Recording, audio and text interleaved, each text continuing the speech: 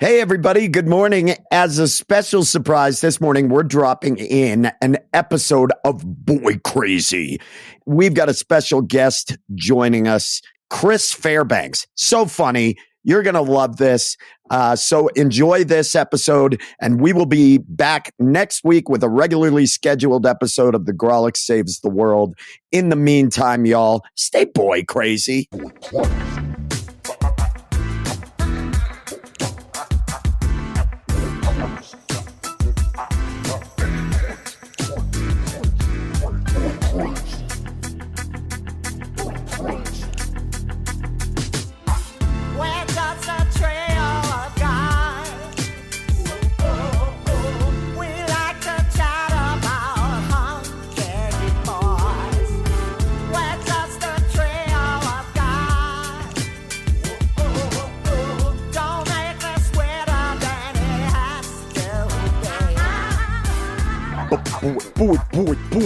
Boi Crazy. Oh my God, Adam. We're freaking back, dude. Boi Crazy is back. It's been too long. I'm excited to be here. Andrew is with us as well. But we are also joined by a very special guest today. Kind of a guy I've been Boi Crazy about for a while. Chris Fairbanks is here, everyone. Chris Fairbanks. Oh, shucks. Welcome, Chris. A hunk. Thank you. Happy to be here. Skateboarder and a golfer. Something for everyone, right? Yeah, I've really spread myself thin lately over all the leisure sports. Yeah, you were mentioning that you bowled a deuce. You bowled a 200 on the other day. And Yeah. I was getting close, and I finally pulled it off. Yeah, well, congratulations. I know. And somehow the fashion works for every sport. At all, you don't have to change clothes between the skateboarding and the golf, which is great. I do have rules. I've sectioned my closet off into different activities. But it's important to note I don't have any stand-up gigs booked. I've kind of let some other things in life fall through the cracks. I think I should contact comedy clubs, and I just book another 9 holes at Roosevelt. Hey, man. I'm right there with We're you in the same boat, court, my friend. We're here talking about hunks. That's what we do. I don't want to talk any more about dumb shit that no one gives a fuck about. Exactly. Because we're here to talk about hunks with Chris Fairbanks. I got to say, I'm with Andrew. You've been on my hunk list for a long time. I think you're a cuddly little hunk who can skateboard, who can do the comedy, who can play the golf, and you've not sexualized it. That's the thing I love. You know what I mean? Right. But we brought you in because you're a little bit of somebody who lives on the fringes of the comedy world. You're somebody in society. who lives. Yeah, and society, and I think you're somebody who knows how to be a little bit of a bad boy. So I think you This is the perfect episode. That is then. Because today, for all of our listeners and all of our Boi Crazy fans, we're ranking the hunkitude of the cast of The Fucking Outsiders. Oh my God! This is Mount 1983 Rushmore. film, This is The Mount Rushmore Outsiders. stuff. It could not be a more classic episode of Boi Crazy than digging in to the 7 hunks of The Outsiders. Now, I want to. This is a Golden Corral buffet of hunks. Exactly. Oh It's my a God. classic coming of age movie about sociopaths that walk around sexually harassing people and assaulting other people. And it was formative to all of our childhood. Yes, yeah, and the thing is that this was a movie that launched people into the pool of hunks, to the hunk pool of Hollywood. Absolutely. And a fucking murderer's row of tier 1 hunks in some of their earliest roles. You know, this movie is really an investment in hunk futures because none of the hunks in this movie know how to act at all yet. They will get there in their careers. Yeah. But this was clear that the casting was hunk first, acting second. Hunk first, for sure. chops second, which is kind of how we've always operated on this podcast. So I appreciate Francis Ford Coppola for being like, listen, I could have a dog out there with this fucking with this dialogue. It's just the same amount of brain power going on. We're hunks first. So I love that. Exactly. Adam, I'm with you. I think what Coppola said, he said, find me all of the best Jaws you can find on some kids here. Yep. Bring me nary a rounded jaw in this cast. Yep. A lot of hard angles on the face. I like it. I'd like to go through the cast real quick, but first, let's recap the movie if people haven't seen it so they know but what I want to ask, Fairbanks, you've seen The Outsiders, correct? It was one of my favorite books. And that's why I'm here today. No, I've also seen the movie. Books? This is not Yeah, about I read the books. book several times I don't when wanna I was go a into kid. your It's the only. imagination. I have it here on my shelf. It's a great book. It is a great book, but we don't give a fuck Well, about no, that's reading. a great question, though. When you were reading it, were you picturing hunks in your head? I already knew of the movie, so yes. Okay, as great. I was So you reading knew, it, right. all the actors, I was looking at a poster. Sure. I had that out. I had the book open. I had my pants down. It was all. It was Again, three I don't want to tiered- have to, and this is a problem when we have a guest. It is. And this is not sexual. It's purely scientific. This is academic. No, and yeah, of course, that's not what I meant. It's just I would read it very early in the morning, and oftentimes I was in the middle of getting dressed. Got it.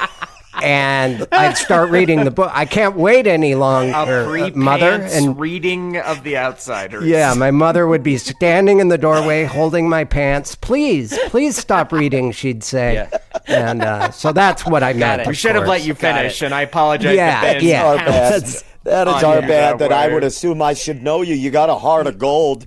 I should have known. Yeah. You. Well, Fairbanks knows the deal. Fairbanks knows the deal. So this movie is a classic coming of age story. It's set in the mid '60s. It's about greasers, a group of classic rockabilly dudes versus the Socs, who are what are they? Jocks, preppies, jocks, preppy I'd kids, say. and they wear were leather the working jackets. class kids from a Yeah. tough part of town. the mainstream kids Versus the rich and it's, kids.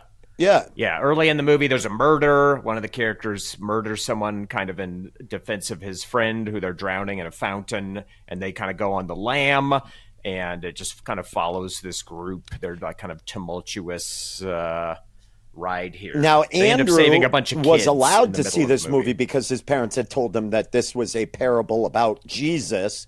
And of course, the Christians. That's why he used the word lamb, of course. And and there was a lot of things. So that's why Andrew, you've actually seen this movie. Were you able to thaw out your television from the garage, bring it in, and watch it on the old? That's a deep cut for our Grawlix Saves the World listeners. You're welcome. On the old Only 10 the by 10 choicest- screen that you were allowed to. Let's get into the movie a little bit. Let's get into the hunks. One thing I did notice immediately as I rewatched this week was that he doesn't even go by Francis Ford Coppola in this. It's just Francis Coppola. And I think that's because even he was kind of ashamed of how boy thirsty he was in this one. He's like, I'm going to go with my secondary name just in case this one gets me on a list. But he cast. Let's just name the fucking cast and try not to fall out of your chair. And Adam, I want to add to that. This is Brolita. That's what it is. Oh my God, it is. You know what I mean? This is a Nabokov type thing, but it's about hunks. The cast is everything, though. Adam, hit him with some of the names. I mean, I'll hit you with all the names out the gates. We have Tom Cruise. We have Rob Lowe. We have C. Thomas Howell. We have Ralph Macchio. We have Matt Dillon. We have Emilio Estevez. And we have Patrick fucking Swayze. Have you heard of him? Have you all heard of a little guy named Patrick together Swayze? Holy shit. in one movie? I think we should just go through and kind of discuss. Now, we've got the classic Outsiders poster. I'm going to work standard American left to right reading. Okay, Not a Hebrew right to left. It's standard American left to right. Left to right. And if you're listening to this, go ahead and do a Google image search for The Outsiders. You're going to come across this classic poster. It's all 7 of them standing outside the abandoned church where a bunch of kids almost died. It's a hot spot, and you can see them all here. A lot of denim. Yeah, there's so much denim. And I think we should start far left with, oh my God, of all people, a young Tom Cruise. Right. Tom Cruise. Now this is he before plays- a Hollywood studio fixed his face. It's before the studio system got Tom Cruise involved plays and fixed his Steve face. Randall. Yeah, I didn't like his name. They all had like Pony Boy and Dairy, and there were just other cool 2-bit. Soda Pop. Yeah, and Soda Pop. And then Steve. Steve Randall. He's a real bit character. He like works at a gas station or something. Doesn't have a big presence in the movie. And if this is the only movie you saw him in, you'd be like, that's a goofy ass looking dude. Yeah. Yeah, I think my thing with Tom Cruise in this that I liked about him is that, one, he was a working class guy. This kid who already had a job who could bring home some money, which I think is a hunk quality. It's a hunk attribute, a provider hunk. Yeah, definitely a provider hunk. You know that this guy's going to go and get his welding cert pretty soon. You know what I mean? He's going to be a class one. And by the time he's in his mid-30s, this is a master welder. He's probably in the mid-70s making 20, 30K a year. That's not a bad living. Not a bad living. When you're, especially in the 60s, no. forget about it. Yeah. Yeah. I'll tell you what, more importantly, in this picture, he has an absolute caboose on him. I mean, look at the can on... He doesn't have this butt in his later movies. He's not running around with this can in Mission Impossible. Nope. Look at this butt. No, you could get all 10 cents. He went side view for a reason. Mm-hmm. Yeah. He's Yeah, showing get those he's showing the donk on this. In this again, picture. Chris, the contours, the way you said it, it feels a little sexualized. So I just want to reiterate. You're forgetting that I went to art school, and early on, with any human figure, you look for those contour lines. Okay, good. I just want to Yeah. make sure that you understand. This is not sexual; it's purely scientific. Certainly not. Yeah. Certainly not. I love the human form, and He's actually, when a larger person, someone with the more curves, the better, and. My penis was You'd say that Tom never Cruise interrupted is almost by- Rubenesque in this. Yes. It's like, listen, like the Tom Cruise is a top tier A-list hunk, but for the sake of this movie, I'm just going to say they hadn't fixed his teeth, so his face was a little odd. Yep. It's not the traditional Tom Summer Cruise teeth. face you're used to. And Did you say summer teeth? yeah, some are pointing this way, some are pointing that way. And you said It's a you haven't been classic, doing stand-up? No. I just floating around the ether. Oh God! Yeah. Summer. One thing. I've been riding my bike past the improv. Okay, cool. Well, it's osmosis getting on you or something because you're coming in hot, dude. Yeah. Oh, thanks. Guys. The one thing I do love about Tom Cruise in this role is he has one of my favorite outfits. I love the sleeveless jean jacket. And why don't you bring it back, Ben? If any of us could pull it off, I think it'd be you. well, it's my side tit that I'm worried about. I'm worried about my side tit. It's showing a little side boob Yeah. to the old Levi's I don't vest. want anybody to see that they're not solid. Your nipples are coming out the side. Yeah, yeah. So Can I say something about Tom Cruise for a minute in this movie? Please do. Listen, I feel like Tom Cruise occupies the same real estate in this film as Emilio Estevez, in that they're very all the characters are very two-dimensional. These guys are one-dimensional. They're just pure greaser id. They want to fight. They want to fuck. They want to eat chocolate cake on the living room floor with their shirts off. They're just kind of like the pure energy of the greasers. And I appreciate that in Tom Cruise in this movie. If he goes really wild in the big rumble scene. He's Tom so Cruise fired gets up real for the rumble. unhinged. You can see that future Tom Cruise. You're like, Yeah. oh yeah, they're using a lot of Tom Cruise in this fight scene because he is going off. they're not giving him a lot with of every strict real punch. estate. Yeah. Every time he hits someone, he sees the apparition of a space alien float from their body, releasing those what we call emotions. The truth. The funny Chris, we're Emilio gonna get sued. Estevez We're gonna is get really funny in this. Yeah. He had jokes. I think people forget that Emilio Estevez. We're jumping ahead. Let's move. Let's come move over to Emilio. That's Let's move over to Emilio. Well, let's go to Emilio. We'll jump around in line, I guess. Emilio, at this time, Very young Emilio Estevez. His he was- character he is was a too comedic big. actor. He's too big. He was a comedic actor at this time, and my God, he was funny, and I think kind of a hunk. I think he was kind of a hunk in this movie. Maybe it's his personality. Maybe it's the Mickey Mouse, the sleeveless Mickey Mouse shirt. Yeah, which I sleeveless thought was Mickey shirt. You never see that. No. You never see that. and he made it fucking tough. Which and is I hard. like this. Not just anybody It can make is a hard. sleeveless Mickey tee tough, but Emilio did pull that off. Now, He barely made the cut. You know, it was 3 callbacks because he does have an oval-shaped face, less angular. Yes. And so they decided to give him a child's shirt. Because of and it. I think now you got rid of the creepy shit that felt a little sexualized, and now I think you're starting to find your groove. No, Ben, this is more about child development. It's been an interest of mine for a long time, be it mental and Dan, physical. I You just know, a want lot to of stop times you right there, Chris. I once again, some of the more oval-shaped faces do become angular with adolescence. Yeah, I in think the Adam teens. Yeah. Adam mentioned, I think, Emilio Estevez's most winning scene. He has a full chocolate cake and a bottle of beer, and he plops down in front of the TV to watch Mickey Mouse, and he sits down holding the tray, and I was like, wow, great core strength to be able to just sit down holding a tray with a bottle of beer, balancing on it. Yeah, so I think you're right, job. Andrew. I think this is a guy who'd probably been in the gym before production. He's somebody who knew that he was going to have to own that scene. He was going to have to give something dynamic and memorable. And we already talked about Emilio Estevez during the Young Guns episode.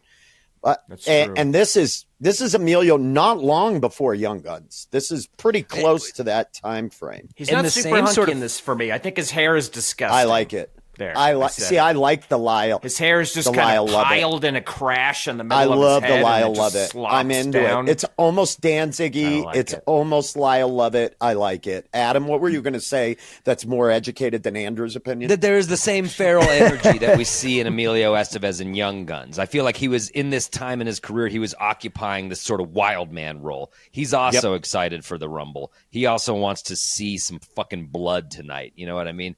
But he does have a bit more to do than Tom Cruise because he does go and visit Ponyboy in the hospital. He is showing another softer side of himself. So he's straddling the line of like hardcore greaser. But I with a think little you're bit of a being softer hard side. on Tom. Tom had to work a double at the gas station that day, or he would have gone in. And I think that you're forgetting that Tom is a working class I think guy. Francis C. said if I put this fucking toothy kid in another scene, he's gonna blow it. He's almost fucking up every scene he's doing. He's like, look, this guy's not going to be a star. I'm not going to waste any more real estate on this Tom Cruise guy. Let's just. I like Emilio Estevez in this. I don't think he is an apex hunk. No, he's back in at the pack all when it comes in to his- the outsiders. Back in the pack, Yeah, for sure. but I think personality-wise, he's somebody that I really like. He's got a lot of heart. He's a little bit of a wild The man. show isn't called Personality Crazy, you dumb fuck. It's Oh, called here we Boi go Crazy. again. Look at that. Look at that. The Chihuahua nibbles. Boy, doesn't he love to Let's nibble. move on to another of actor shit. before we get stuck in the weeds of this. I can't. Okay, let's move down the line though as we were going left to right. We got Rob Lowe. as Rob Soda Lowe. Pop, arguably the best nickname in the movie, and I great would nickname. argue a top 3 hunk in His this name film. actually is Soda Pop in the movie. His nickname is Soda. Right. In a weird twist. Soda Pop Curtis. It's Soda Pop on his birth certificate. Yes. And he is brothers with the C. Thomas Howell character and the Patrick Swayze character. Those three are supposed to be brothers in this movie, correct? That's Right. what's going Very small presence in They're the movie. being raised but by Derry. The grade A hunk. yes. And Yeah, he's the only other guy with a job, and he actually has his boiler's license. I don't know if you guys. Does he really? I did not know that. Yeah. Wow.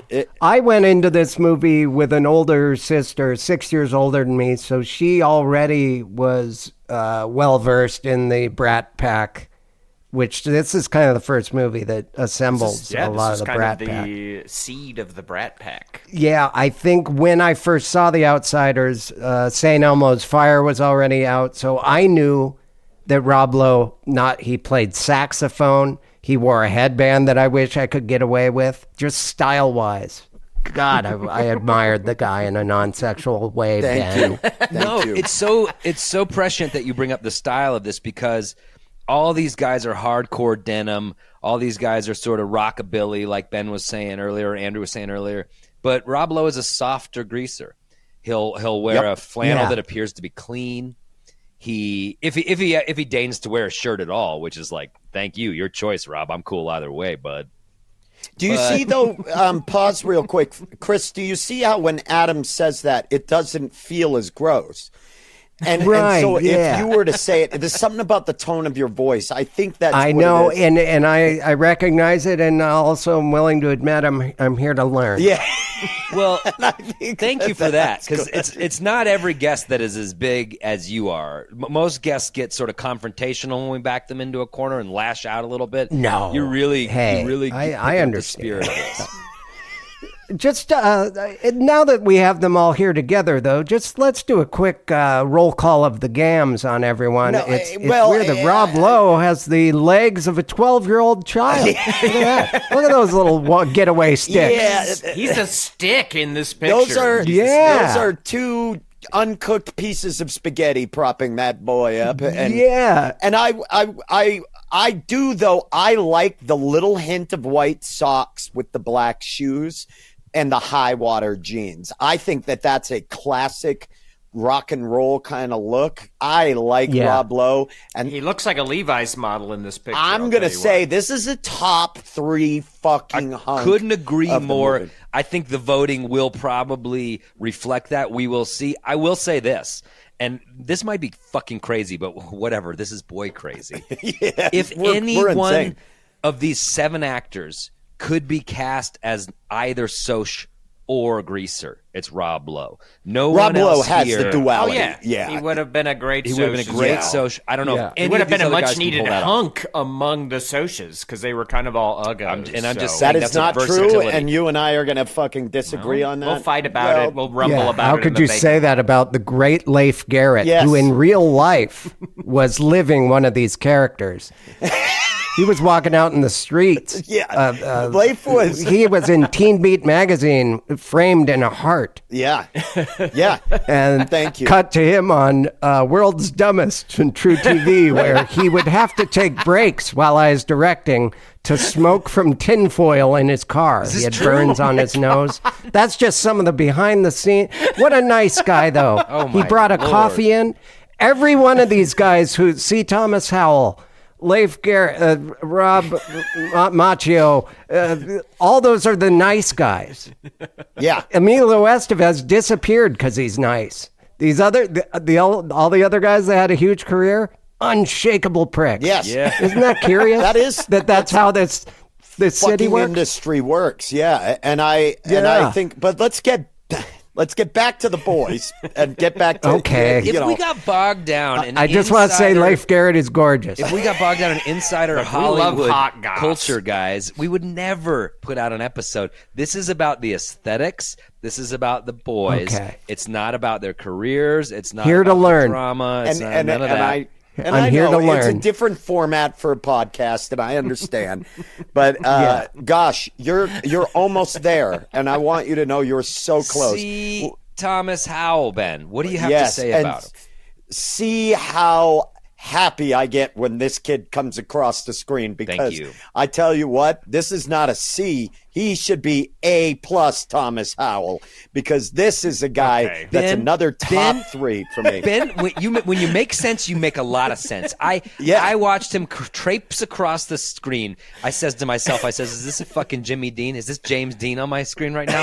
Who's this young heartthrob? Is it Jimmy Dean? I says that to myself. That's my boy right there.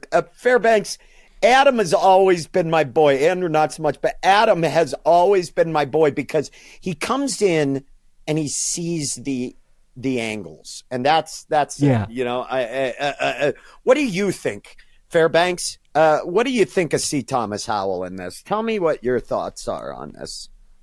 I've always been a fan of, since Soul Man, the movie that could never be made ever again. Andrew was texting about that today.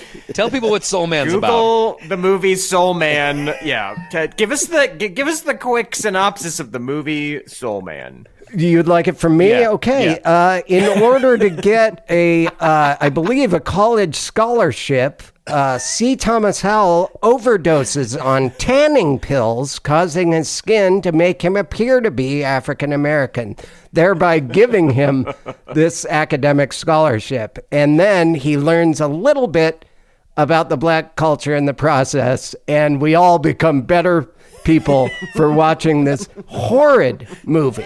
Overdoses on tanning pills. Yep. Yeah, Science that could only happen in the 80s. Yeah, it's the only way. That was the last good way to do blackface. That movie. Wow. I forgot that movie existed until I was watching I can't believe it existed. And I was like, where have I seen this guy in before? Yeah. I don't think he rebounded so well after Soul Man. But that certainly is not what we're up. He is the shining star here. I mean, he's Pony Boy Curtis. Yes. He's arguably the main character of the movie. Famously, he's one of the nicest people. That's what you hear. He didn't claw his way to the top like these other monsters. Well, what I like about him physically in this movie is non-traditional hunk. His is more of an interesting face than a hunky face. Yet it veers into hunky, and he was able to pull off blonde hunk and brunette hunk in this. Yeah. Thank you. I would say blonde C. Thomas Howell is a straight up, that's a hunk. That's a classic hunk right when there. When they first dyed his hair to disguise his identity, I thought, oh no, what'd you do with my little hunk boy? But then 10 minutes later, it's like I don't even remember that kid from before. I'm all about he's setting the style for decades to come. It's like this will look cool in decades from now, thanks to what he just Eminem. Welcome. It was Eminem. You're welcome. It was Eminem. Guys, I don't want to do this, but I think it's probably best that we take a real quick break. Let's take a steam break. Yeah, because right now I can't see my webcam is fogged up from all of the steamy hunks that we have in this cornucopia that's happening right now. So we're going to take a quick break. For those of you that are Patreon subscribers, you'll just continue on with this. You'll get us talking about Macchio. You'll get us talking about Matt Dillon. You'll get us talking about Patrick Swayze. We're going to get into that. And then crowning a king hunk. You'll get all of that. For those of you that are just listening on the regular feed, we're going to stop it here. If you want to finish and hear the rest of it, please check out our Patreon page, patreon.com/Grawlix Saves. As always, it is down there in the show notes. That's the best way you can support this podcast. And we'll be back next Tuesday with a brand new episode of the Grawlix Saves the World podcast. Don't you fear, but in the meantime, stay boy crazy, y'all. We're just a trio of